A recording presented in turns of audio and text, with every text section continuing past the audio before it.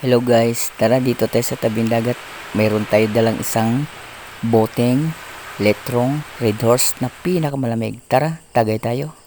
Tara, umpisahan ko. Oh, sarap pananggal pagod sa isang lagok, isang hagod. Malamig yan. Kaya minsan, madalas talaga rito lalo na paghapon. Sa panahon, tinan mo, ang ganda ng alon, ang ganda ng panahon. Oh, eto, napaka-enjoy. Pang-relax talaga. Ganda, akala mo pinting. Ang ganda ng datingan. Ganyan lang gawa ko rito pagkatapos trabaho dito ako sa playa.